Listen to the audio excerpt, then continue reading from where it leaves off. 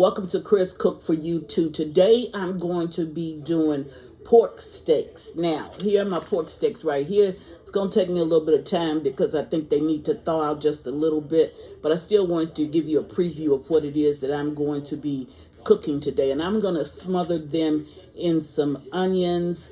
This is going to be my dinner for tomorrow, even though I'm making it in front of you today. So I'm just going to show you how to do it, display it, and we're going to move on. Now, the ingredients that you're going to need in order to do this recipe is quite simple, quite easy, quick. All of that is going to be, I'm going to use a complete seasoning.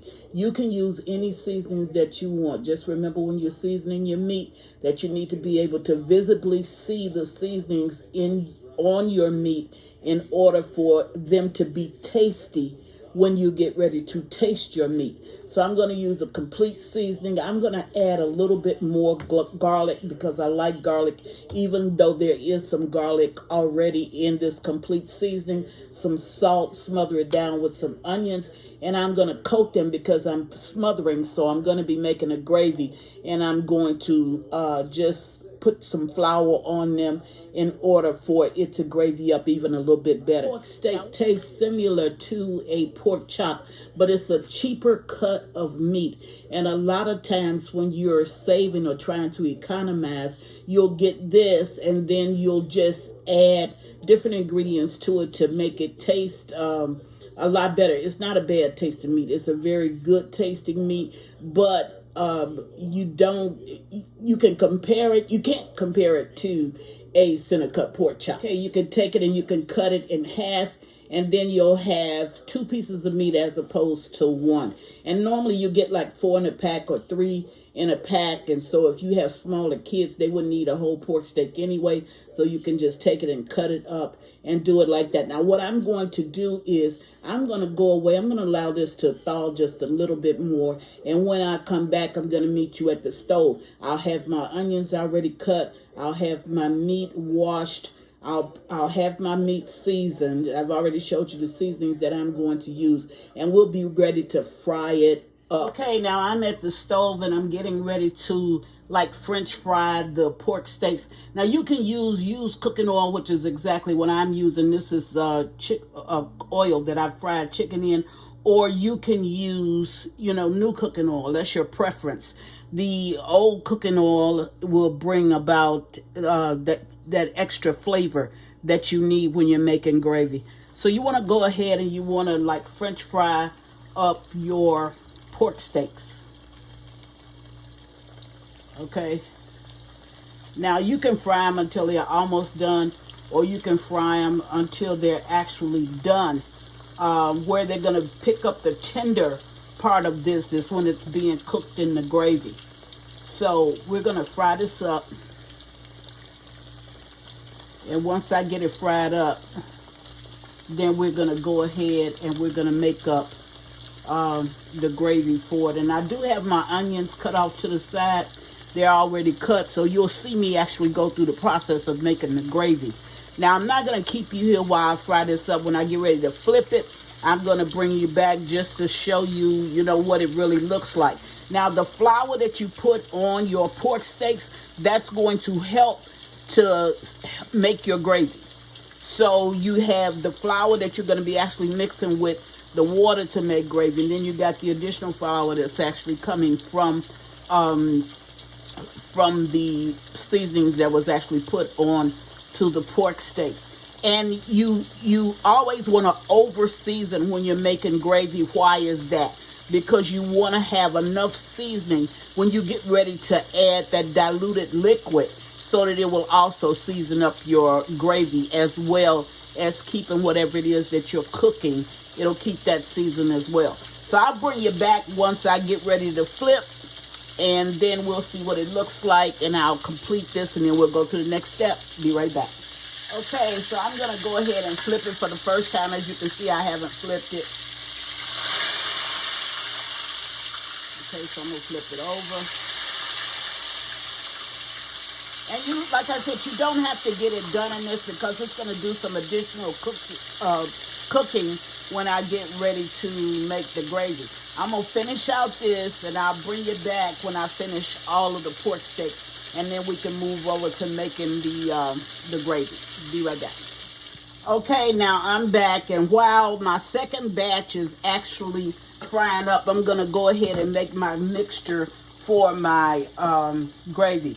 Now, why am I doing it this early? I'm doing it this early because I want this flour to dissolve. I don't want lumps in it. So I'm gonna take, this is the flour that I actually use to season the pork chops. So I'm gonna take 2 heaping tablespoons of this, and I'm gonna put it in that container, and I'm gonna add some water to it. Now, I don't need to add seasonings to this because I put enough on my pork steak squares that would cover it. And I'm adding like about 2 cups of water, so I would say probably about 1 heaping tablespoonful to every cup of water that you add. Now, I'm also gonna add something else. I'm gonna add a little bit of carnation milk. Now, why am I doing that? You don't have to do that. You can do it with just water. I'm doing it because carnation milk velvetizes, which means it makes your gravy a lot creamier. So I'm going to take this spoon and I'm going to stir this. And if you see some little black stuff down in there, that's just the seasoning, because I use that complete seasoning when I get my pork chops. So that's what you see, and I'm using the flour from the pork chops. So I'm going to leave this sitting off to the side, okay? So if there's any lumps in there, see like that little bit? If there's any lumps in there, by the time I get through frying up these pork chops, it will be all dissolved. How do you know when you're frying at the right temperature? I've been frying for so long, 48, 50 years, until I don't need to use a thermometer. When you hear it like a light rain, you know that you are frying at the right temperature. And if you can listen, that's not something that's going to pop all over everywhere. It's a light rain. See, that's what it actually sounds like. So you know that you're frying at the correct temperature. So I'm going to go away and finish this up, and I'll bring you back when I get ready to start to make the gravy. Be right back. Okay, I'm back, and all the pork steaks are done, so I'm going to go ahead, and I'm going to take them out of the pan. Now, you see how much grease that I have down in here. You don't need that much grease in order to fry, in order to make gravy. So what I'm going to do is, I have a container that's sitting back here, so I'm going to pour this grease into my container, use it for next time. Now, if you will notice, what I left in there was, see the granules that was left over from me using the flour, and it's just enough, maybe about 2 tablespoons of cooking oil. That's it. So at this time, I'm going to go ahead and I'm going to add my onions to this, and I'm going to fry them up. I'm going to cook these for a couple of minutes, just until they get translucent. And then I'm going to take them out, and I'm going to make my gravy. Now, I want to tell you something. Whenever you have, this is just a tip and it's a sidebar. Whenever you have old cooking oil in your house, make sure that you put a lid on it. Why do I say that? Because that scent will travel, just like cigarette smoke will travel, and people don't want to, in their home, they tell you to smoke on the outside. That oil will travel. Have you ever went to somebody's house and it smelled old when they opened the front door? That's old cooking grease that's on the stove. Now, you may think that won't travel like that, but yes, it will. It will have your house stinking. So if you have old cooking grease sitting on your stove or wherever, just make certain that you go ahead and you cover that with something. Okay, I'm going to cook these up. Now, I'll bring you back when I get through with these onions. Be right back. Alrighty, so I've taken these down, and what I'm going to do now is I'm going to take the majority of them out of the skillet. Okay, I'm going to leave just a few in there, and that's going to be the few that you see in the bottom. And now I'm going to go ahead, and I'm going to pour in what is to be my gravy. And see my spoon? Told you my spoon is clean. So I'm going to go ahead and put that in.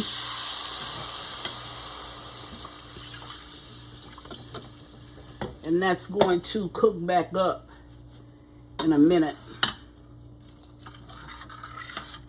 Now, there's several different ways that you can make gravy. You don't necessarily have to make it this way, but this is the easier way for me. I got a little bit that's left down over in there. I'm going to add just a little bit more water to that, and I'm going to put it in here. Now, you'll see it begin to thicken up. See how it's trying to thicken up now? I don't want it to thicken up yet. So what I'm going to do is I'm going to go ahead and I'm going to add my meat back into this. Now, I'm going to get a little bit of the brown for the gravy. It's going to come from this meat. Now, see how thick it has gotten? But I'm going to water that back down. And I'm going to let it cook for a while. At least about 20 minutes. So I'm going to pour this in. And I'm going to add just a little bit more water. Now, you may say, Chris, that's too much water. No, it's not. No, it's not, because this is going to cook down, and this is going to be scrumptious. I'm telling you, okay? So, as a matter of fact, I'm going to add just a little bit more water because I'm going to let it cook for 20 minutes. And that's now so that my pork steaks can get tender. Now, tomorrow when I cook my dinner, I'm going to serve this with some rice, mixed vegetables, and some biscuits. Not doing that today. I'm having something else, but I wanted to go ahead and get this out of the way. Now I'm going to add back my onions. I'm going to put a top on this, and I'm going to let it go for 20 minutes. When that 20 minutes is up, I'll bring it back, show you what it looks like, and it'll really be really good at that point. Be right back. Okay, it's ready, and I'm going to dish this up, but I want to show you something. I did add my all-time favorite seasoning in the world. That's this Lipton onion soup mix. If you've been cooking with me a long time, you know that I use this quite a bit. You don't have to add this because I did add onions, but I had it sitting off to the side, so I went ahead and I added it.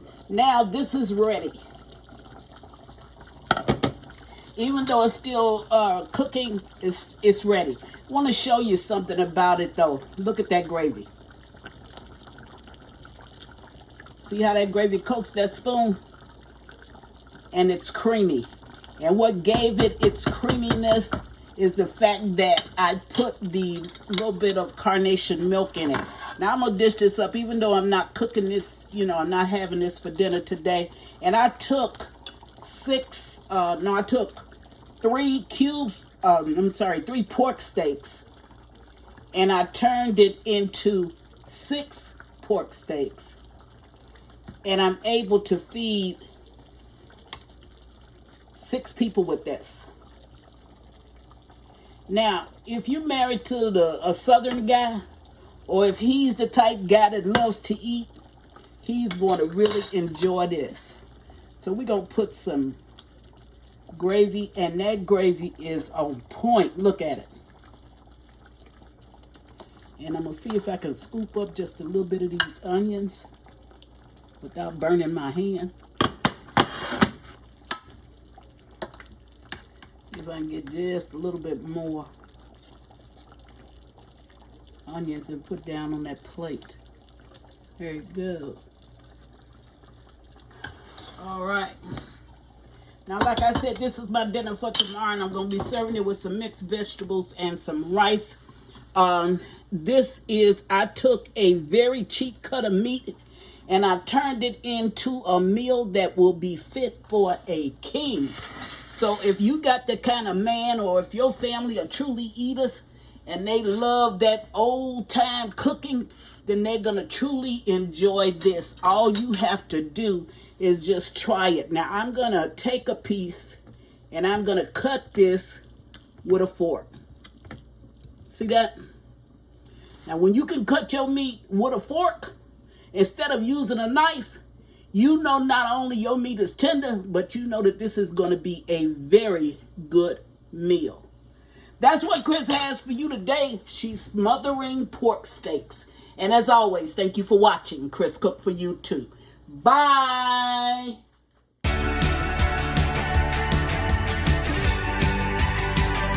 Please follow me on Instagram and Facebook at Chris Cook for YouTube. And don't forget to share this video. Bye.